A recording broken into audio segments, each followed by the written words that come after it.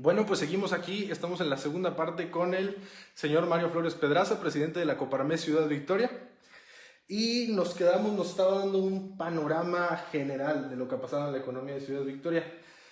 Usted hablaba de que se necesitaba que los consumidores tuvieran dinero en el bolsillo para que se diera la recuperación económica en la crisis de Victoria. Otra cosa que también usted mencionaba era que se necesitaba confianza Sí. para que la gente pudiera acudir a los negocios. Ahora, ¿nos podría hablar un poco de esto? ¿Cómo se generaría esa confianza?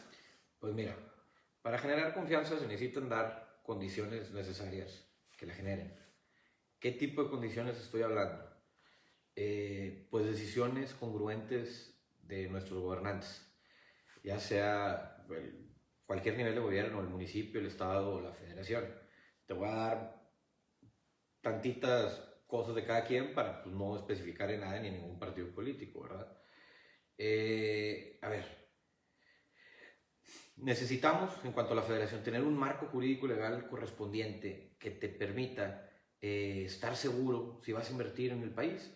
Por ejemplo, si yo soy una empresa holandesa y quiero invertir en México y llego, invierto y a los 2 años que ya gasté una gran cantidad de dinero en poner una empresa en el país y generar empleo, y a los 2 años me cambian las reglas, cambian las leyes y me dicen, no, tú ya no puedes vender, o tú ya no puedes tener empleos en México, o ya no puedes generar empleos en México, o ya no puedes, pues, pues ¿de qué estamos jugando después de una inversión? Lo vemos como pasó el caso de Constellation Brands allá en Baja California, de la fábrica esa de Corona, que la cancelan después de más de 1.400 millones de pesos de inversión, y al 85% de la ejecución de las obras.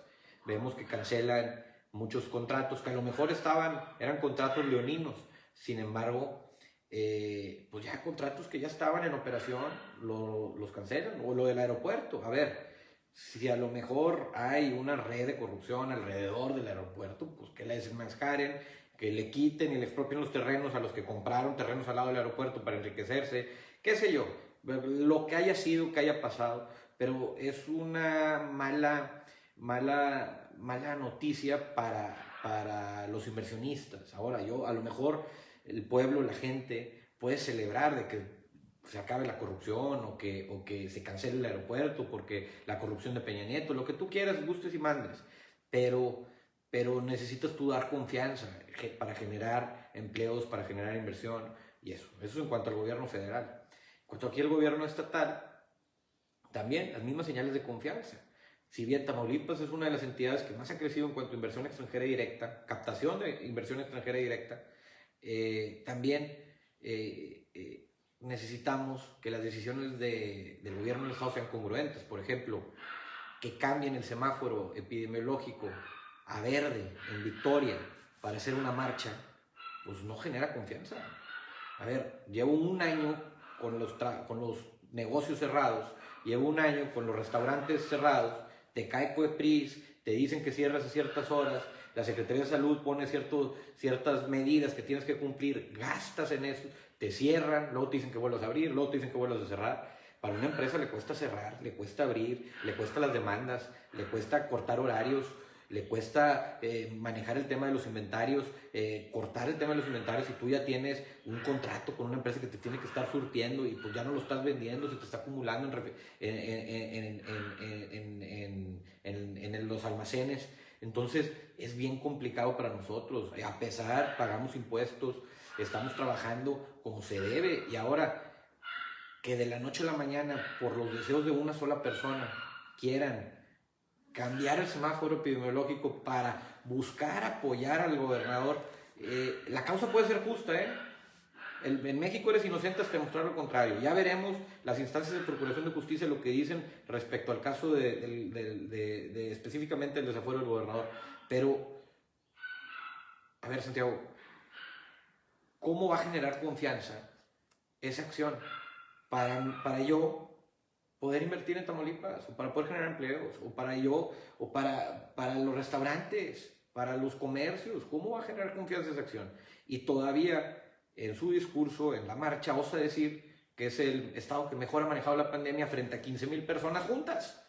O sea, es una incongruencia total. Entonces, pues sí, causó un malestar en el sector empresarial la organización de esa marcha. Y esa es una pues, mala decisión. Ahora, no quiero que se especifique, es que estás contra ese partido. Pues acabo también de decir contra el gobierno federal. No es contra Morena, o contra el PAN, o contra el PRI, o contra el Movimiento Ciudadano, contra quien sea. No es contra ellos, no es contra las personas, es contra las acciones que hacen. Ahora, en el gobierno municipal, pues el doctor Jico, para bien o para mal, fue elegido democráticamente. A ver, votaron por él 65,000 personas, y no lo estoy defendiendo. Si alguien fue crítico con Jico, fui yo, o fue la Coparmex. Sin embargo, que pongan a la prima es una imposición total. Ahí me gustaría, disculpe por interrumpirlo, pero ahí lo vamos a ahondar más al fondo en el tema de las elecciones, el tema de la alcaldesa Pilar Gómez.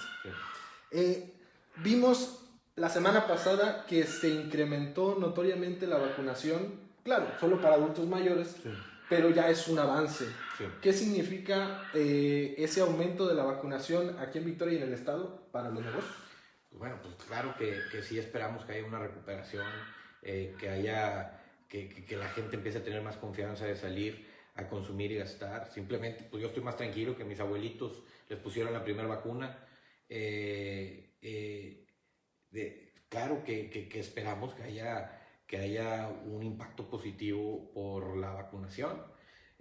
Hasta ahorita no hemos tenido reportes de efectos secundarios por la vacunación, mínimo aquí en Ciudad Victoria. A lo mejor en otras partes sí ha sucedido, pero aquí no ha habido grandes problemas por ese, no ha habido grandes, ¿cómo se llama? Consecuencias por la vacunación. Están llegando las vacunas de Pfizer, fíjate, está llegando la de CanSino también. Pues bueno, ya hay varias marcas de vacunas. Entonces, pues bueno, es una alegría que pase esto. Ya necesitamos llegar a la no soy epidemiólogo, pero a esa inmunidad del rebaño que dicen, para que podamos salir un poquito más a gusto a hacer cualquier actividad cotidiana que hacíamos antes de la pandemia.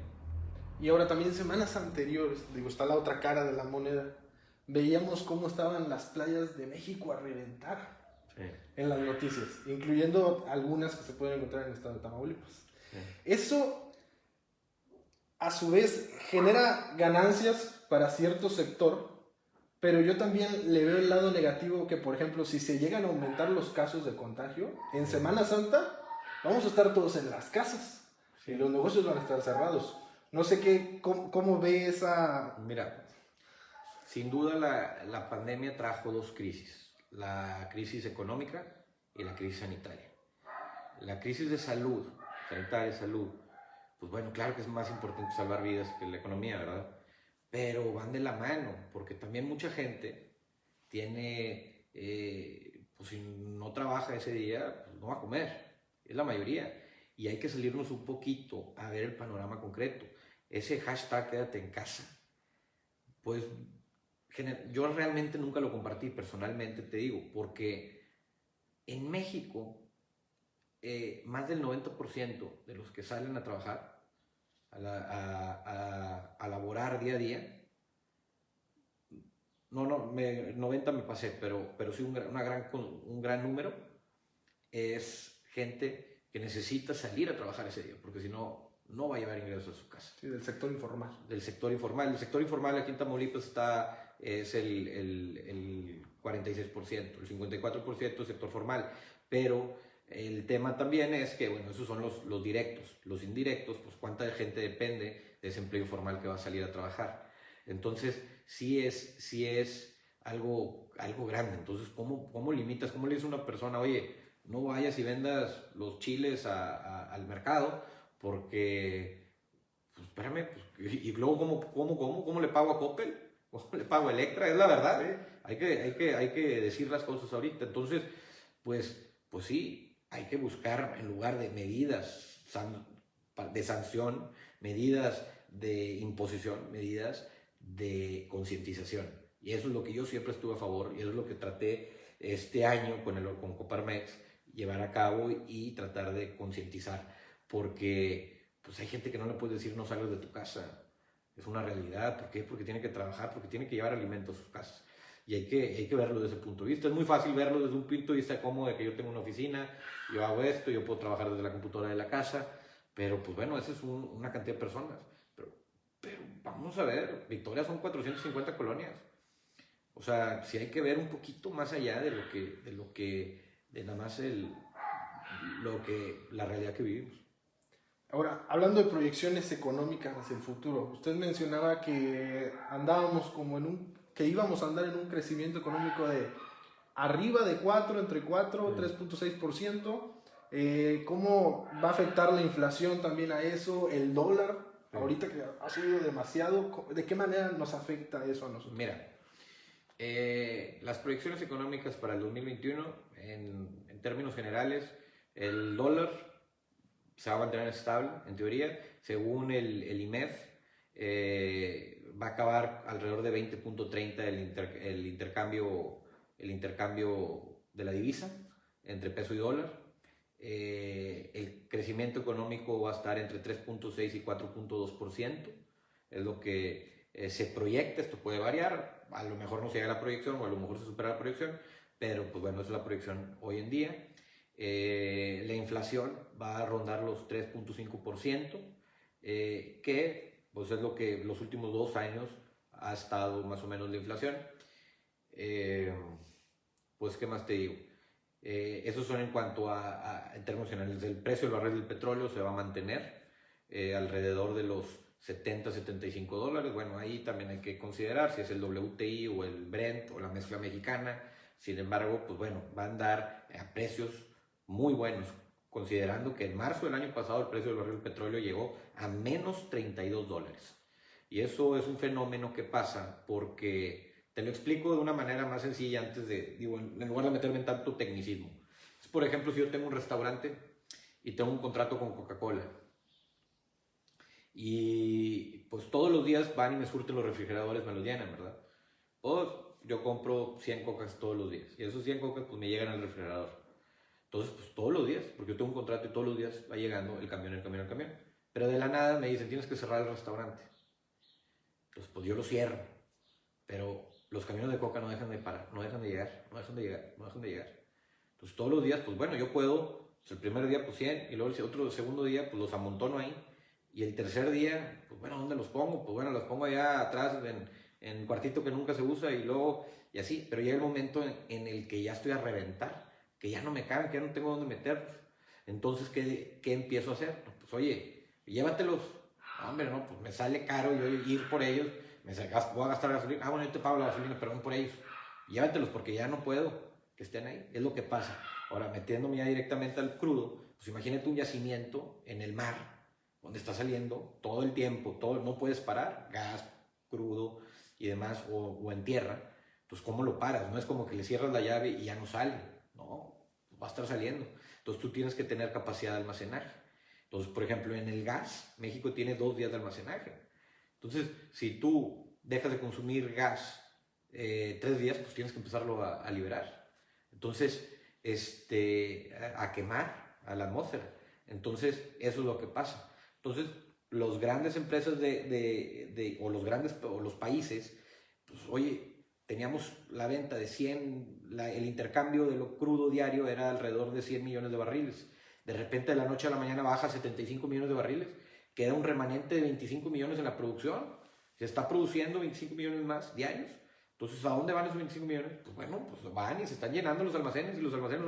Y llega el momento en el que, oye, ven por ellos. Y por eso es ese. Digo, era un número no ficticio, o sea, era el número que costaba, pero no es como que, oye, págame $32 por llevar. No, tienen que ser, pues ya intercambios ya muy considerables, ¿verdad?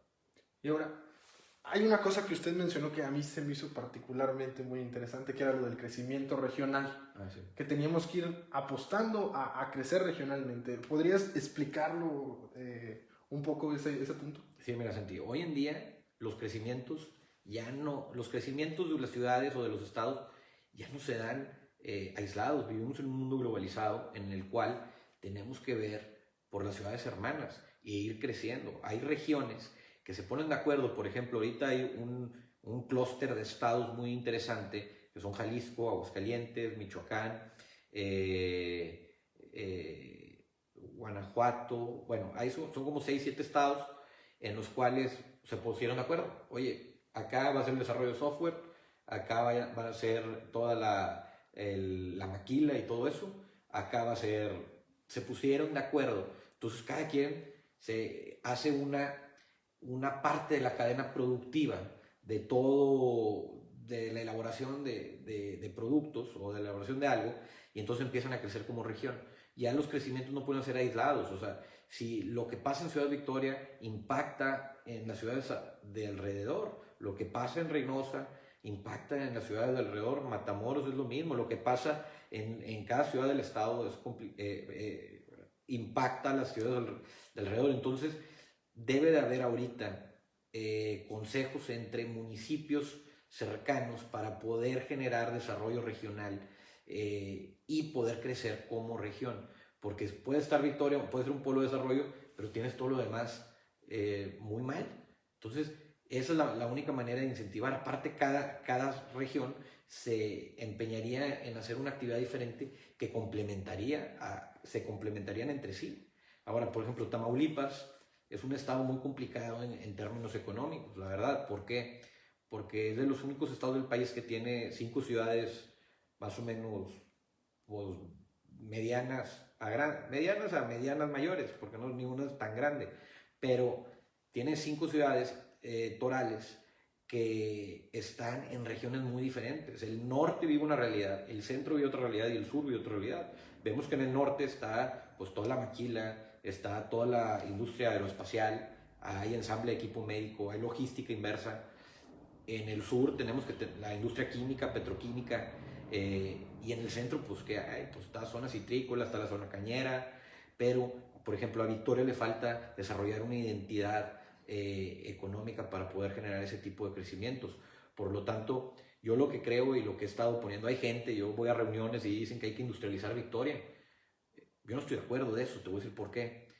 Porque Victoria, para empezar, no tiene la infraestructura necesaria. Y aparte, ¿qué ventajas competitivas tengo con los 44 parques industriales que hay en Matamoros o los 108 parques industriales que hay en Reynosa? Una empresa nacional o extranjera va a decir, ¿por qué me tengo que ir a Victoria? Aunque el gobierno les dé incentivos fiscales, pues va a ser muy difícil. Ahora, para poder traer industria, pues no tienen ni siquiera línea de gas, tienes que traer una línea de gas. El gasoducto más cercano a Ciudad Victoria pasa alrededor de 85 kilómetros, se llama Los Ramones. Entonces tienes que traer una línea de gas para que sea atractivo para traer industria. Tienes que tener agua. Pues agua hay, pero no hay las tuberías y no hay el drenaje y no hay el sistema de abastecimiento necesario y tenemos muchos problemas de agua. Entonces, ¿cómo voy a traer yo la industria aquí a Ciudad Victoria? ¿Cómo voy a llegar a sentarme con una empresa en México o en otro país y decir, oye, vente y ponte en Victoria, aquí generamos los empleos? Pues, ¿qué ventaja competitiva tengo con otras regiones?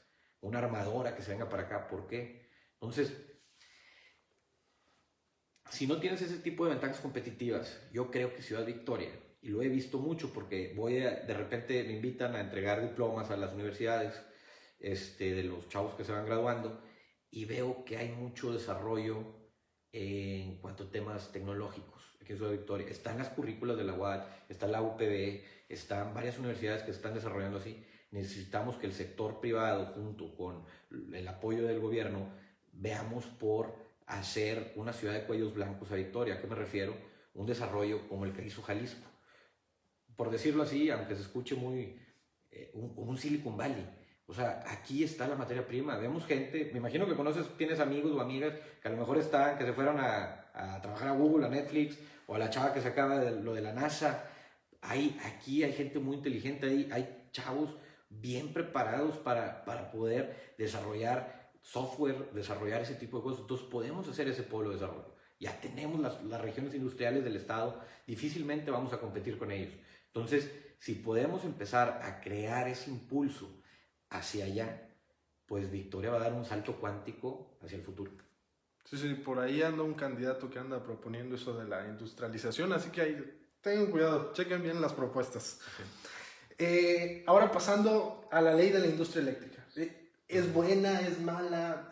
¿Va a repercutir feo en Tamaulipas? ¿De qué manera nos va a afectar esta ley? Mira, ahí te lo voy a explicar desde el punto de vista legislativo y luego el técnico. En cuanto al legislativo, es una iniciativa cargada mucho de ideología que el Ejecutivo Federal, o sea, el presidente de la República, la metió al Congreso el 3 de febrero. Es una iniciativa preferente, así se clasifica, y la Cámara que le iba a dictaminar es la Cámara, el Congreso de la Unión, o sea, la Cámara de Diputados. Llega al Congreso el 3 de febrero.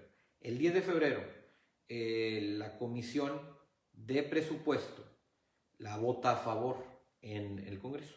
Luego el 12 de febrero, la COFESE,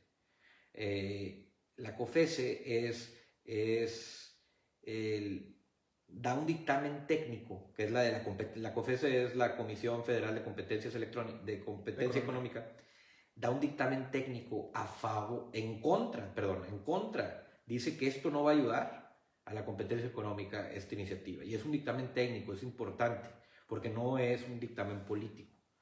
Luego la Comisión de Economía, el 17 de febrero, la vota en contra también, que también es una opinión importante la Comisión de Economía dentro del Congreso.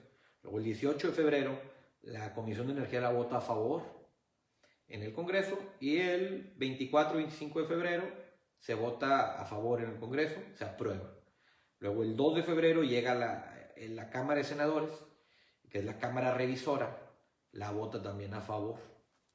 Entonces ya se aprueba en el orden legislativo y pasa a la Suprema Corte de Justicia de la Nación. Sin embargo, para echarla para atrás se ocupa que en México, en la Suprema Corte está integrada por 2 salas, integradas por 5 ministros en cada sala, y hay un ministro presidente, o sea, hay 11 ministros. Entonces tú, para poder echar atrás una iniciativa que ya está aprobada, que viene del Ejecutivo, que ya está aprobada en las cámaras, y la quieres echar para atrás en la Suprema Corte, necesitas 8 de 11 votos de los ministros en contra. Entonces, difícilmente se va a echar para atrás. Sin embargo, se han promovido varios amparos, y ahorita ya hay más de 11 amparos que han entrado, que tienen efecto para todo el país y para todas las empresas. Entonces está detenida la reforma. Ahora, ¿por qué creo yo que es una mala iniciativa para el país? Explicada técnicamente. No es ir en contra de la ideología del presidente ni nada. Sin embargo, es un tema de eficiencia y de productividad. Te lo explico. En la reforma de la industria eléctrica de la pasada a esta le cambian 5 puntitos. Te voy a hablar 3 de ellos que considero que son los más importantes. 1. Cambian el orden del despacho de las energías.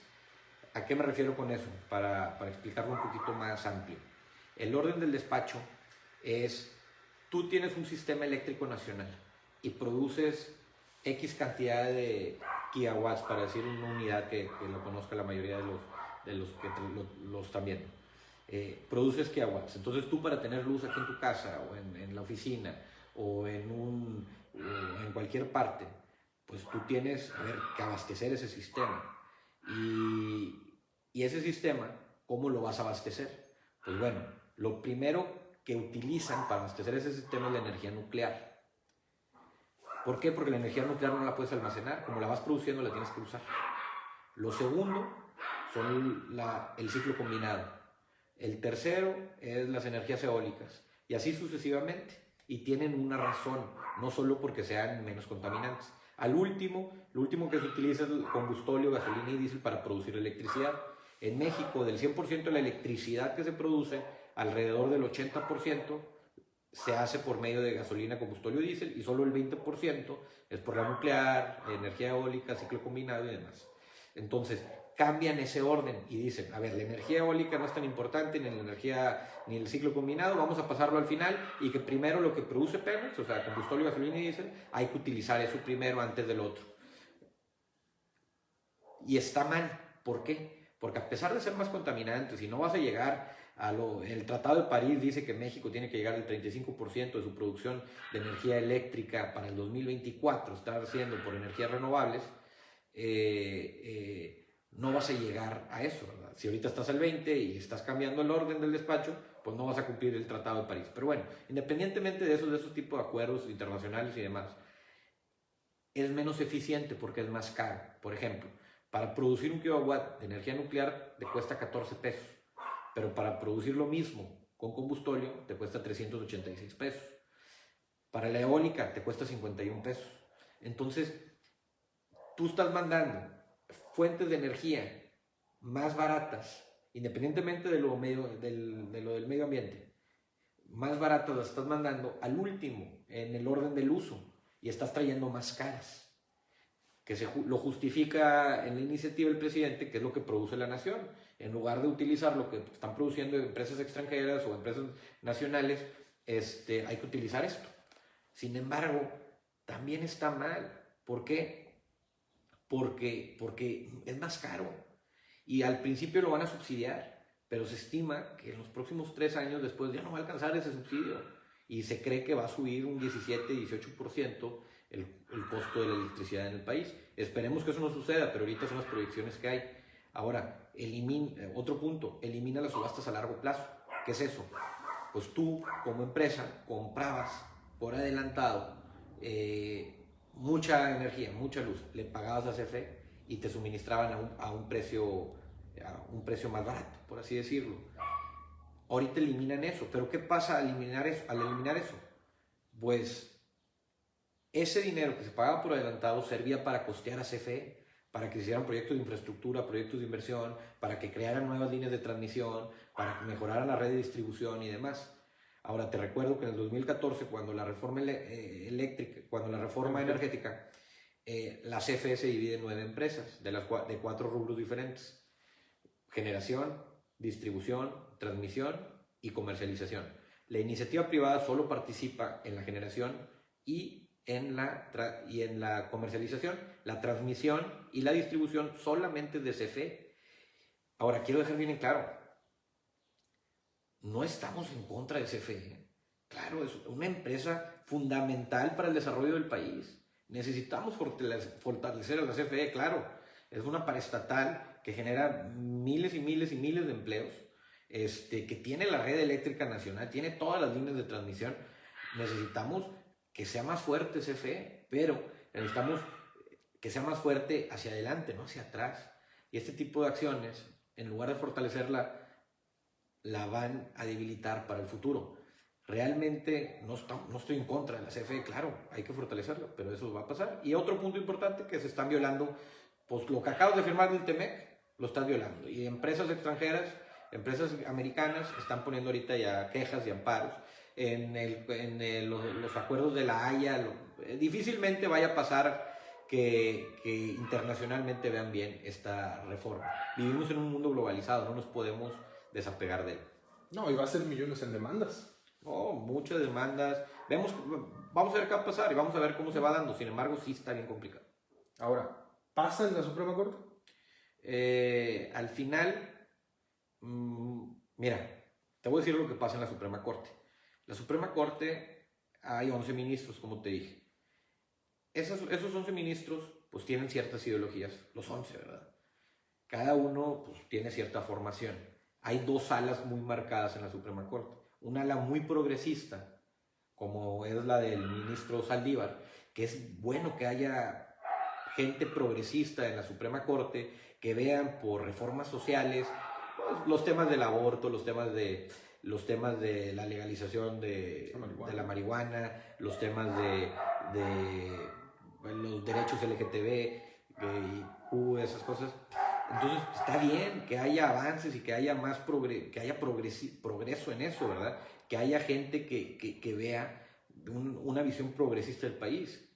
Pero también hay veces que necesitamos otro tipo de ideología más conservadora. Ese debate de ideas, no te digo que yo sea conservador o que sea muy progresista, sin embargo, ese debate de ideas genera ese equilibrio que necesitamos en el país. Ese equilibrio, porque hay veces que conviene lo progresista para avanzar y para poder desarrollar el país socialmente, políticamente, económicamente, y hay veces que se necesita irse a un poco más conservador para poder conservar ecuanimidad y en la toma de decisiones que sean más consensuadas en ciertos temas. Entonces, es una batalla de equilibrios que se tiene que dar. Si vaya a proceder, la verdad no me atrevería a decir si sí o si no, pero difícilmente veo que sea bien visto a nivel internacional esta reforma.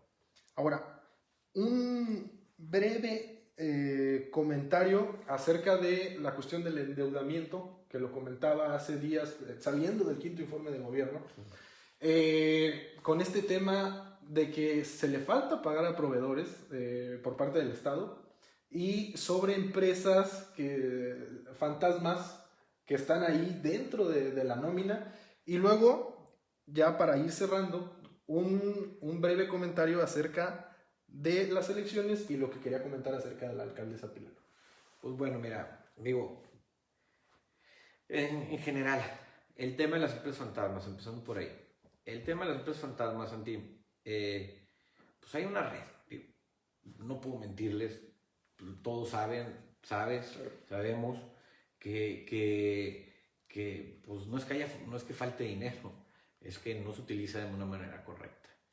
Y muchas veces es una queja que yo tengo porque represento a empresas reales que están afiliadas al organismo y que se enojan y que alguien que tiene papelerías de toda la vida se enoja que llegue de repente un proveedor amigo del gobernante en turno y que diga yo te vendo toda la papelería.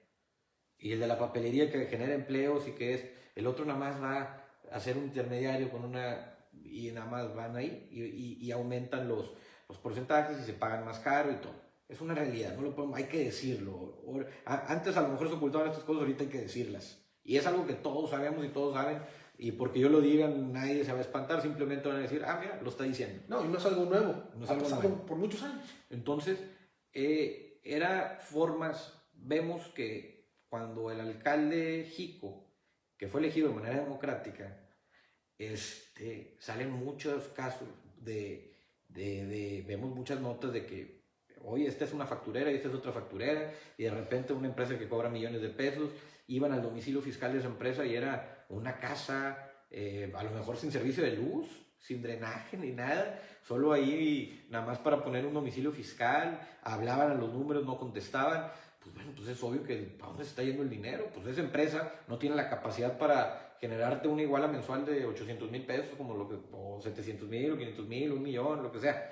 No tienen la capacidad. A ver, yo en mis empresas, es difícil conseguir dinero, es difícil cerrar contratos, es difícil ganar. Estamos viviendo una etapa mundial muy complicada, una competencia, compites con todo el mundo. Entonces, de repente ves que empresas inventadas que tienen un año o que estuvieron facturándose en 0, 0, 0, 0, 0, 0, todas sus declaraciones, los últimos 5 o 6 años, de repente empiezan a facturar millones de pesos mensuales en sus declaraciones, y dices, pues, ¿qué está pasando, verdad? Y es una modus operandi que se ha dado, pues, a ver, no exclusivamente de este gobierno municipal ni estatal, los anteriores también, tenemos 2 gobernadores en la cárcel. Ahorita nuestro actual gobernador presenta una situación muy complicada que a lo mejor lo puede llevar a esas mismas instancias. Entonces, pues es una realidad. ¿Qué te puedo decir al respecto? Ahora, los proveedores reales, los que sí están haciendo, pues muchos se están quejando de que, oye, págame, me debes, tengo que pagar nóminas, tengo que correr gente porque no me pagas, no voy y consumo a la calle porque pues no traigo dinero. Entonces, esa es la gran queja. Hay una gran deuda con proveedores, y aquí Ciudad Victoria, al ser tan burocrático como te digo, y empresarios también muy burocráticos, a lo mejor también, que viven también de venderle al gobierno, también, pero pues que sí lo entregan, que sí hacen esas gestiones, pues no cobran. Y luego muchas veces para cobrar le dicen, oye, véngase para acá una parte. Entonces, es difícil. La misma corrupción sale desde adentro. La evasión fiscal, la compra de facturas, sale porque pues, a lo mejor quiere cobrar esa persona y le están pidiendo, entonces tiene que hacer ahí una triangulación. Es una realidad. Digo, no puedo especificar ningún caso, pero es algo que está pasando y en todo el país, no exclusivamente en Tamaulipas. Entonces se necesitan controles de vigilancia. Por eso nosotros en Coparmex hemos puesto mucho el dedo en la llaga en cuanto a los candidatos Ahorita candidatos o la actual alcaldesa o los diputados federales o locales hagan sus declaraciones 3 de 3 de manera pública, la declaración patrimonial, fiscal y de intereses, porque es la única manera que nosotros como ciudadanos podamos estar pendientes, observando, a ver, mira, llegas con esto te vas, mínimo en cuanto a lo declarado. Les recomiendo a todos los que nos ven, y a ti también, Santiago, un libro que leí no hace mucho que se llama Mexicanidad y Esquizofrenia, de Agustín Basabe. Hay un capítulo muy interesante que dice que habla del corrupto legal. Es el corrupto con estricto apego a la ley. Entonces, probablemente muchas acciones de las que hacen, pues, ya sea gente que quiere hacer una fechoría, está pegada a la ley al final del día, con estricto apego a la ley. Pero ¿cómo se lo compruebas? Pues a lo mejor es el compadre el que está por acá y el que está por allá, pero no saben ni por dónde se movió el dinero, ni por dónde se están moviendo las cosas. Entonces, lo que estoy diciendo es una realidad que ya todos sabemos, pero a veces cuesta decirlo públicamente. Pero pues bueno, vamos a decirlo. Ahorita son tiempos de decir las cosas. Y te juega un papel muy importante ahí la UIF. Claro. Para checar todas esas triangulaciones. La Unidad de Inteligencia Financiera, el SAT, ahorita tienen un sistema que le llaman el pulpo, algo así me dijeron, que puede ver los movimientos de los dineros hasta a 8 veces, o si el movimiento lo moviste 8 veces, te lo detecta. O sea, están ahorita ahí muy sofisticadas las herramientas para detectar. Ahora, yo te digo que es justicia al final del día, porque si todos lo hacen, decimos, ¿verdad? Siempre nos quejamos de que todos los políticos hacen lo mismo y todo, que es justicia. Ayudar a los amigos y perjudicar a los enemigos, darle a cada quien lo que corresponde o los intereses del más fuerte. Entonces, realmente sí es una situación muy compleja lo que vivimos en el país.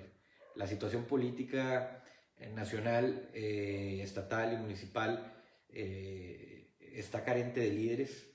Si bien, desde mi punto de vista, el presidente López Obrador ha sido un líder carismático que ha conquistado el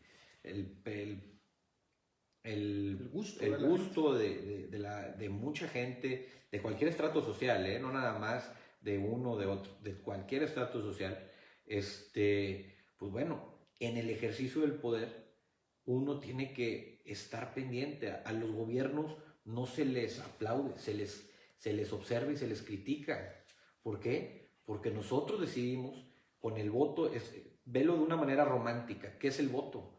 El voto es ir. Yo al decir voy a la casilla y tacho a una persona, automáticamente estoy diciendo, confío en ti, administra mi dinero, hazme las leyes y juzga a los que se porten mal. O sea, Poder Judicial, Ejecutivo, Legislativo y Judicial. O sea, yo al votar te estoy diciendo, tienes mi confianza. Ese es el gran trasfondo que tiene el voto. Entonces, los votos tienen que ser bien pensados. Ahora, ¿tenemos votos libres? Pues a lo mejor no tanto, porque las opciones que tenemos, pues no siempre son las adecuadas. Dices, no, hombre, no, y este otro tampoco, y este otro tampoco. Entonces, dices, oye, pues tengo opción el malo, el peor y el innombrable. Entonces, pues, ¿qué puede hacer uno? Necesitamos estar observando. A lo que voy es, como el presidente de la República conquistó los corazones, las ideas, las esperanzas de pues 30 millones que lo votaron en la casilla, o el gobernador, 700,000 tamaulipecos que votaron por él en el 2016, pues ahora en el ejercicio del poder, esos 700,000 o esos 30 millones que votaron por cada uno de ellos, deben de estar, ahora cúmpleme, ahora te observo, ahora no quiero ver fuga de dinero, no quiero ver que se roben el dinero, no quiero ver a los cuates, a los amigos, a los primos, no, quiero ver a la gente capaz, a la gente que vaya a mejorar el país, decisiones correctas, programas sociales que funcionen. Eso es lo que realmente se requiere. Si no, pues todo estará enteramente perdido.